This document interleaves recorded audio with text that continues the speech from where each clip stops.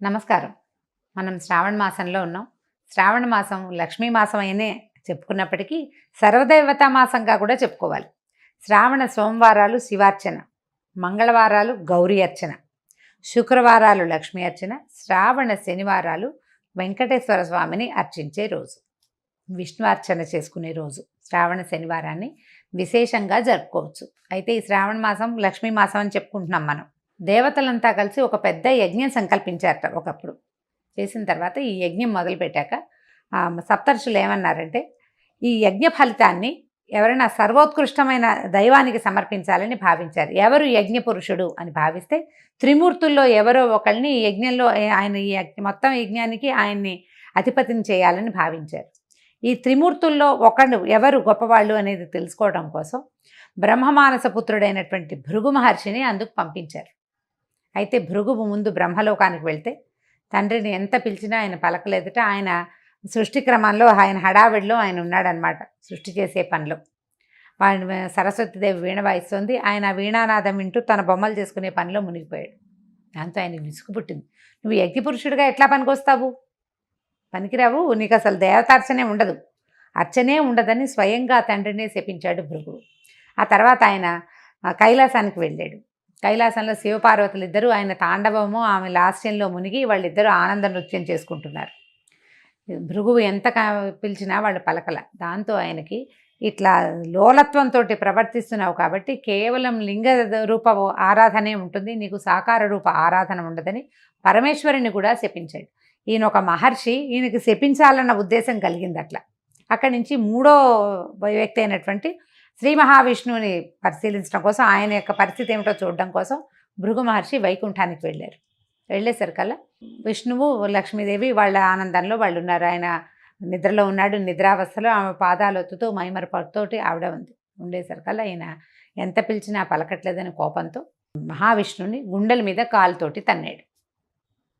తన్నేసరికల్లా వెంటనే ఆయన లేచి, అయ్యో నా గుండెల మీద తన్నే, వక్షస్థలం రాతి కంటే కఠినంగా ఉండే నా వక్షస్థలం మీద తన్నేవు, ఇక్కడున్న మణులు మాణ్యాలు అన్నీ నీకు గుచ్చుకున్నాయేమో అని చెప్పి ఆ మహర్షికి పాదసేవ చేస్తూ ఆయనకి అహంకార చిహ్నంగా ఆయన అరికాల్లో ఉన్నటువంటి నేత్రాన్ని చిదిమేశాడట మహావిష్ణువు. దాంతో ఆయన వెంటనే భగవంతుడే తన పాదాలు పట్టుకున్నాడనే విషయాన్ని జ్ఞప్తికి వచ్చిందనమాట. అంతకుముందంతా నేను ఋషిని బ్రహ్మజ్ఞానం కలిగిన వాడిని అహంకరించింది. ఆ అహంకారంతో తండ్రిని, సాక్షాత్తు తనకి తండ్రి అయిన బ్రహ్మదేవుణ్ణి, తర్వాత సర్వలయంకారకుడైనటువంటి పరమేశ్వరుని కూడా శపించి ఈ మహావిష్ణువు మీద ఇటువంటి అవజ్ఞతోటి ప్రవర్తించానని చాలా సిగ్గుపడి బాధపడి ఏమనుకున్నాడంటే, ఈ యజ్ఞానికి యజ్ఞపురుషుడు మహావిష్ణువు అని నిర్ధారించుకుని వెళ్ళిపోయాడు. నిజానికి భృగు మహర్షి ఒక కల్పంలో మహాలక్ష్మికి తండ్రి, ఆమెను భార్గవి అంటారు. ఈ కల్పంలో ఈవిడ క్షీరసాగరం నుంచి ఉద్భవించిందనమాట. ఆమె కోపం పట్టలేకపోయింది. ఆయన నిన్ను తంతే నా స్థానమైన హృదయాన్ని తన్నాడు, నన్ను హృదయంలో పెట్టుకుంటానన్నావు నువ్వు, ఆ స్థానంలో తన్నాడు కాబట్టి నేను నీతోటి ఉండను, ఈ అవమానాన్ని నేను సహించలేనని వెళ్ళిపోయింది. పిల్లలు ఆయన మన కుమారుని వంటి వాడు శిశువు, మన శిశువు తంతే మనం కోపం తెచ్చుకుంటామా అని విష్ణువు బతిమలాడినా ఆవిడ ఒప్పుకోలేదు. నా శిశువైనా సరే నన్ను తనడానికి వీలు లేదని కోపగించుకుని వెళ్ళిపోయింది. ఆ వెళ్ళిపోయిన ఆవిడ భూమి మీద చేరి కొల్హాపూర్లో తపస్సు చేసుకుంటూ ఉండిపోయింది. ఈ లక్ష్మీదేవి వెళ్ళిపోయేసరికల్లా వైకుంఠం శూన్యమైపోయి మహావిష్ణువు ఆమె కోసం అని వెతుకుతూ భూలోకానికి వచ్చేసాడని, ఆ వచ్చేసిన భగవంతుడు మన అదృష్టం కొద్దీ మన తిరుమల కొండలలోనే ఉండిపోయాడు.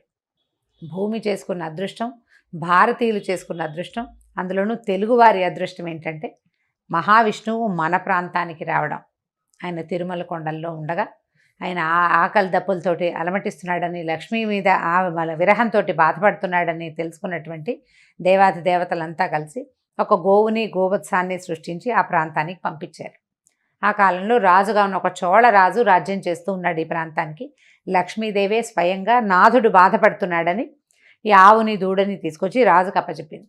ఈ ఆవు దూడ చాలా సర్వలక్షణ సంపన్నంగా ఉన్నాయి, కానీ రోజు ఆ గుట్ట మీదకి ఎక్కి ఆ గుట్ట మీద ఉన్నటువంటి పుట్టలోకి పాలు జారవిడిచి వచ్చేసేది ఆవు.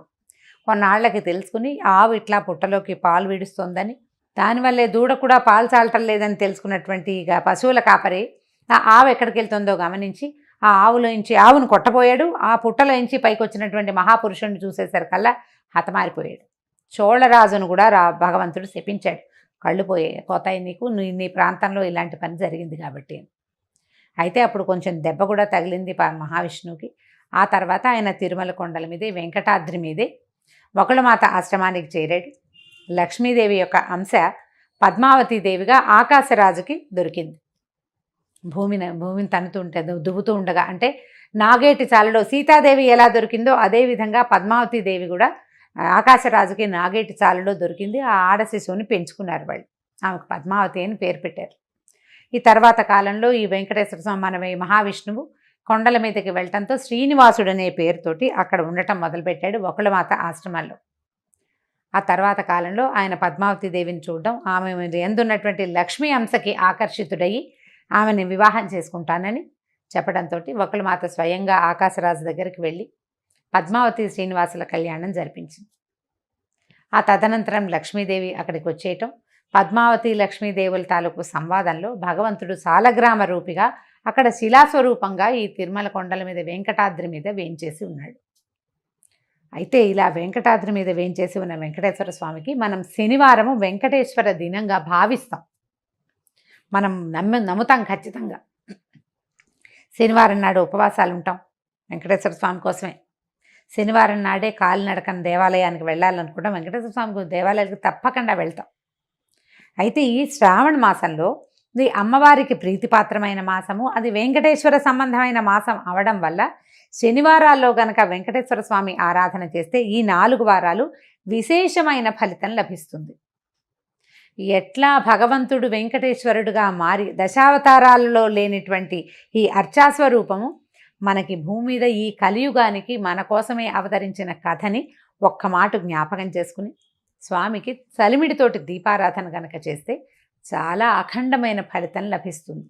మనం చేసే ఈ శ్రావణ మాసపు దైవారాధనలో లక్ష్మీ అమ్మవారి ఆరాధన, శివారాధనతో పాటుగా ఇలా వెంకటేశ్వర స్వామి ఆరాధనని కూడా భాగంగా చేసుకోండి. మిగిలిన రోజులు కుదరకపోయినా శ్రావణ మాసంలో శనివారాలు 4 శనివారాలు ఒక పూట భోజనం, పగలు భోజనం చేసి రాత్రి భోజనం చేయొద్దు. దాని విధి అదే. అన్నం తినకుండా అన్నాన్ని తద్భిన్నం ఏదైనా తినచ్చు. దీపారాధన చేయటం, చలిమిడితోటి ఆవు నెయ్యి, బెల్లము, బియ్య పిండి కలిపి చలిమిడి చేయటం. ఆ చలిమిడిలో చక్కగా గుండ్రంగా ఉండలాగా చేసి దాంట్లో కొంచెం గొయ్యి చేయటం అన్నమాట. లోపలికి కొంచెం నొక్కి అందులో కాస్త ఆవు నెయ్యి వేసి దీపం పెట్టడం. ఈ దీపారాధనతోనే స్వామికి ప్రసాదంగాను దీపంగాను సమర్పిస్తామన్నమాట. దీపారాధన అయిన తర్వాత ఆ చలిమిడిని ప్రసాదంగా స్వీకరించడం. పగలు భోజనం చేయొచ్చు, రాత్రిపూట భోజనం చేయకూడదు. ఈ 4 శనివారాలు ఇలా చేయటం వల్ల శ్రావణ మాసంలో మనకి అమ్మవారి కరుణతో పాటు అయ్యవారి తాలూకు కృపాకటాక్షాలకు కూడా మనం పాత్రలు అవుతాం. 4 వారాలు ఉన్నాయి. తొలి వారం కుదిరినా కుదరకపోయినా తర్వాత వారాలైనా చేసుకోవచ్చు. కుదిరిన వారు తప్పకుండా ఈ కథని స్మరించటము, ఇది చేసుకోవటము. అంత పెద్ద చలిమిడి పెట్టకపోయినా చిన్నగా కొద్దిగా చలిమిడి చేసి కూడా దీపారాధన చేసుకోవచ్చు. దీపారాధన చేయటం, వెంకటేశ్వర స్వామికి సంబంధించినటువంటి స్తోత్ర పాఠాలు ఏవైనా చదువుకోవటం, ఆయనతో పాటు లక్ష్మీ అమ్మవారి స్తోత్రం కూడా ఒకటి చదవటం. దీపారాధన చేసాం కాబట్టి ముందు తర్వాత ప్రసాదం, నైవేద్యం, వడపప్పు, పానకము, అరటిపళ్ళు, మీ ఓపిక. పాయసం చేస్తాం, పొంగల్ చేస్తాం అంటే అన్నీ కూడా చేసుకోవచ్చు. అవేవి చేయకపోయినా 2 అరటిపళ్ళతోటి కూడా మనం నైవేద్యాన్ని పూర్తి చేసుకోవచ్చు. పగలు భోజనం చేసి రాత్రి ఉపవాసం ఉంటే మర్నాడు పొద్దున్న మామూలుగా భోజనమే చేసేయచ్చు. దానికి ఇంకా నియమం ఏమీ లేదు. ఈ ఆలోచన చేయండి. కుదిరితే ఒక్క శనివారమైనా చలిమిడి దీపారాధన చేయండి. అది ఇంటికి మంచిదని, చలవని చెప్పబడుతోంది. నమస్కారం.